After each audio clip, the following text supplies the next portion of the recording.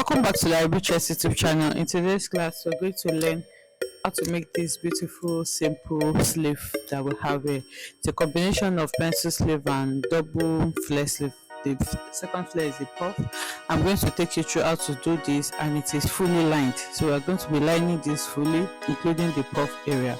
I'll take you through how to cut and sew this in this class. This is a combination of pencil sleeve and a puff sleeve. Okay, so for the puff, you can either cut in form of gather or flare, but for mine I'm going to be cutting it in form of a flare. So this is going to have like two flare. There's a shorter flare that will be attached to the elbow first, and then going to be a longer one that will be used to form the puff. So this is my basic sleeve. You can see there's a tutorial on how to do this already on the channel. So I have my basic sleeve here, and what I'm going to measure from this basic sleeve now is my round elbow measurement. This is including my seam allowance. So here I have 6 inches. When you multiply that into 2, you are going to have 12 when it is opened. So this is what I'm going to use to get the radius of my flare. So like I said, you're going to have 2 flare. For the shorter flare, I'm going to be working with a 360-degree flare. That's a full circle flare. So for that, I'm going to fold my fabric into 2 first. Then after folding into 2, I'm going to fold again into 4, just like this, so that I can have my full circle. So here altogether I have around 4.75. Okay, so the fabric I had was not enough. So what, like I said, I'm going to fold my fabric into 2, and then I'm going to fold again into 4. So this is how you fold your fabric for a full flare. So after that, you're going to mark your radius. So the radius for a full flare is where you want to place it. Okay, excuse me, the circumference where you want to place it divided by 6.28. That is a constant. Whatever you get is what you're going to mark here, and then from there you mark your length. But for me, the total length that I want to work with, including radius, is 5 inches. So from the upper part here, I'm marking 5 inches all around. So after taking this out now, I'm going to cut out my radius. So I'm marking 5 inches, just like you have seen. And then for my radius, I'm going to use 1.5. Okay. So here I'm cutting out the 5 inches. I just left a small cut allowance there. Okay, so that's the 5 inches.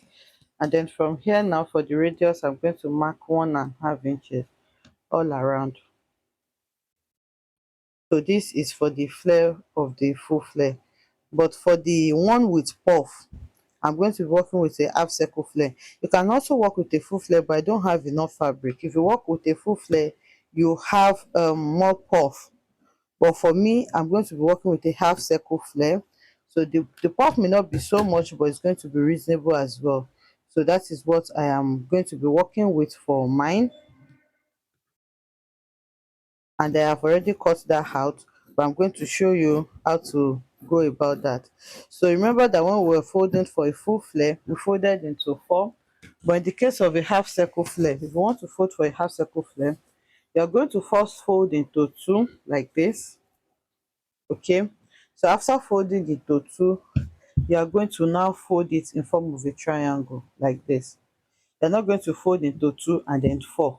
You're going to fold into 2, then you're going to fold in form of a triangle.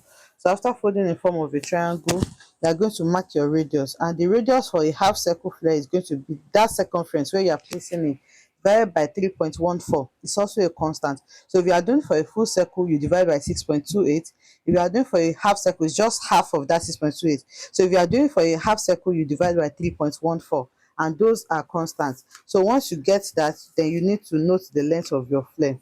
For me, I used around 16 inches. I advise that you don't use the actual length you want to work with, because you want it to be puffy. So if you use more, if you push it up, then it's going to give you that puffy effect. So for me, I use 16 inches for my length, and I have already cut that out. So this is the flare that I have. Okay, this is the flare that I have. I've taken out the radius, and then I have my full flare. So if I open this one out now, you will see the difference. So you can see that this is like half. You can see what came out from this. It's just like half of a circle. It's not a full circle. While the one we did earlier, if you open it out, you will see that it's going to form a completely full circle. So that is the difference between the two cutting methods. So now I'm going to go ahead and cut lining for it. So for this, I'm going to cut a black lining for the sleeve as well. For the main sleeve, I'm also going to cut a black lining, but for this short one, I'm going to be using Ankara as my lining. Okay, so I have cut lining for it. So this is the lining for the half circle flare. And then for the full circle flare, like I said, because when you raise your hand, the under is likely going to show. So I'm using the same Ankara print as the lining. So I have to.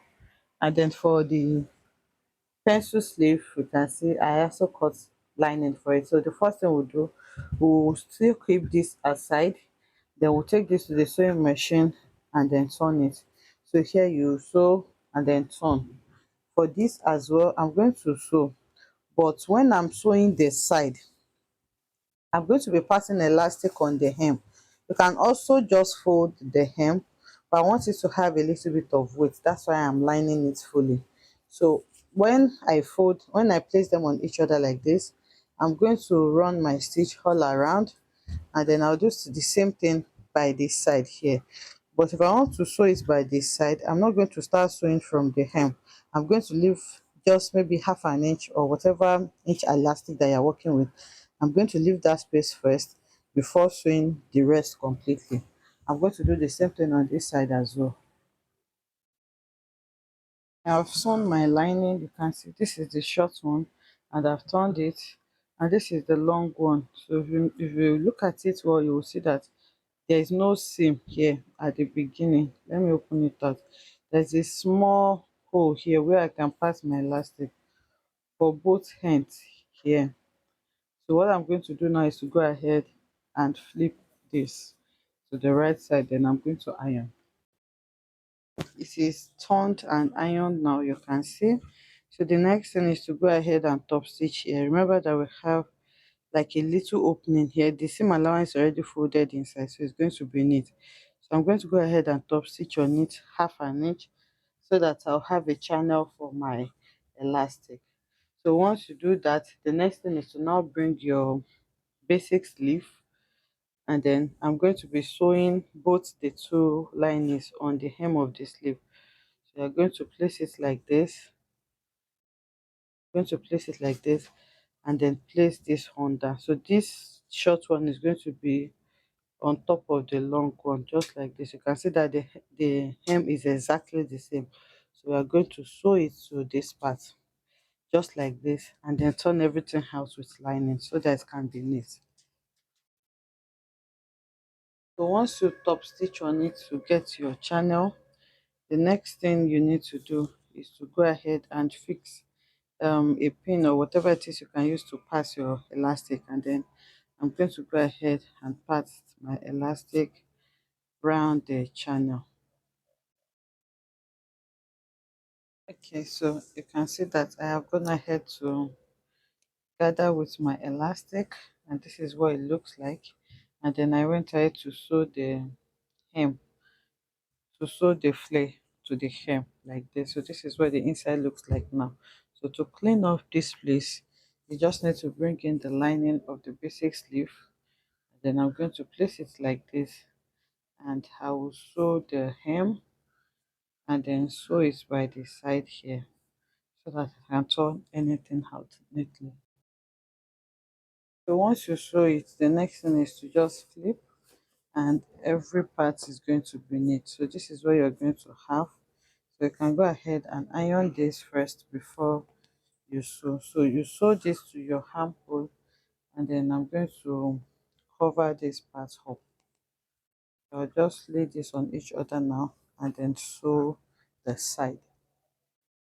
I've gone ahead to sew it by the side, and you can see how neat it is looking.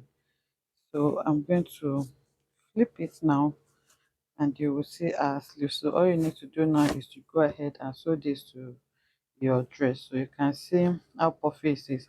So when I said you should increase your measurement, this is what I mean.